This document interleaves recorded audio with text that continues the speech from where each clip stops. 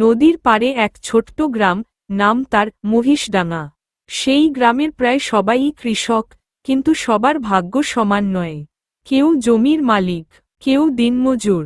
গ্রামের এক কোণে বসবাস করত এক গরিব কৃষক, রঘু মণ্ডল। না আছে আমাদের জমি, না আছে গরু, না আছে আমাদের ছাগল। আমিও অন্যের জমিতে দিনমজুর কাজ করব, কোনোমতে দুমুঠো ভাত জুটবে। তার স্ত্রী হেমা সারাদিন ক্ষেতমজুরের কাজ করত। আর একমাত্র ছেলে নিতাই, ক্লাস 3-তে পড়ে, কিন্তু পেটের দায়ে স্কুলের চেয়ে মাঠে কাজে বেশি করত। আমাদের বাড়িতে 3 দিন ধরে চাল ডাল শাক সবজি কিছুই নেই। এভাবে আর কতদিন? আমরা তো না খেয়ে মরে যাব। রঘু নিঃশব্দে আকাশের দিকে তাকালো। দূরের কালো মেঘে হালকা বিদ্যুৎ ঝলকাচ্ছে। হেমা, কাল ভোরে বনের দিকটা যাব। শুনেছি ওদিকের জঙ্গলে কেউ ঢোকে না, নাকি ভূত আছে বলে। কিন্তু আমি যাব, কিছু কাঠ কেটে আনতে পারলে বিক্রি করব, যা হবে দেখা যাবে। না রঘু, ওদিকে কেউ যায় না। সেই জায়গায় আগুনের ভূত দেখা যায়। ভূত টুত সব গরিবের পেটের ভয় দেখে পালায়, আমি গেলে আমিই পালাবো না। আমি পরের দিন ভোরবেলায় বেরিয়ে যাব পুরনো কুড়াল নিয়ে কাঠ কাটতে। কুয়াশা ছেয়ে আছে মাঠে, দূরে পাখির ডাক।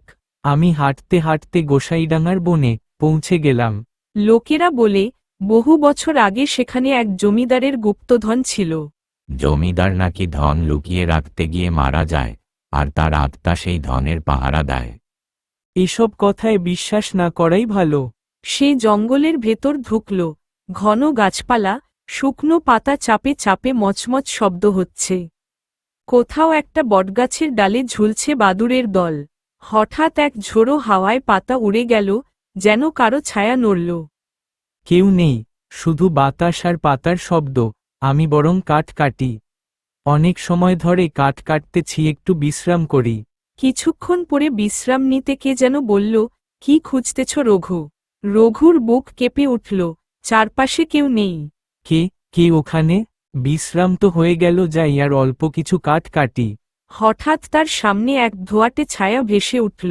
কালো কুয়াশার ভেতর থেকে বেরিয়ে এলো এক বৃদ্ধ মানুষের অবয়ব, সাদা পোশাকে, চোখ দুটো আগুনের মতো জ্বলছে। রঘু চমকে উঠল, কিন্তু পালালো না। বৃদ্ধ বলল, আমি এই বনের মালিক, গোসাই জমিদার। তুই আমার ঘুম ভাঙিয়েছিস কেন? মহারাজ, আমি গরিব মানুষ, ভয় না, অভাবে এসেছি, পেটের দায়ে কাঠ কাটি। ভূত চুপ করে রইল কিছুক্ষণ, তারপর গভীর গলায় বলল, গরিবের অভাব আমি জানি, কিন্তু এই বন শুধু ভয়ের নয়, আশীর্বাদেরও। সাহস আছে তোর? আগে হ্যাঁ মহারাজ।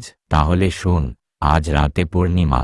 নদীর পাড়ের পুরনো শিমুল গাছটার নিচে একটা লোহার সিন্দুক পোতা আছে, কেউ খুলতে পারেনি। যদি তুই খুঁজে বের করতে পারিস, ধন তোর হবে। কিন্তু সাবধান, লোভ করলে ধন তুই নয়, তোর আত্মাই আমার হবে। রঘু কিছু বলতে পারল না। ভূত মিলিয়ে গেল ধোঁয়ায়। হেমা, আমি যখন কাঠ কাটতেছি, তখন কোথায় থেকে এক অলৌকিক আলো এলো।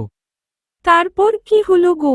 সেখান থেকে এক ভূত বেরিয়ে এসে বলল, বটগাছের তলায় একটা সন্দুকে অনেক ধন আছে বলল। তুমি পাগল হয়েছ? ভূতের কথা সত্যি ধরছ? ভূত মিথ্যে হলেও চেষ্টা করি, ক্ষতি কি?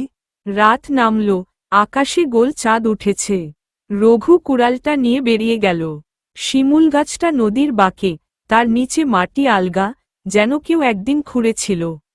রঘু খুঁড়তে লাগল, একসময় কুড়ালের ঠোক্কর লোহার কিছুর সঙ্গে লাগল।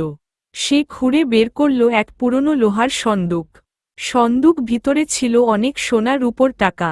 সেই টাকা দিয়ে সে অনেক ধনী হয়ে গেল। তার পরিবার সুখী জীবন যাপন করতে লাগল। আমার ভিডিওগুলো ভালো লাগলে চ্যানেলটা সাবস্ক্রাইব করুন আর পাশে থাকা বেল আইকন অল করে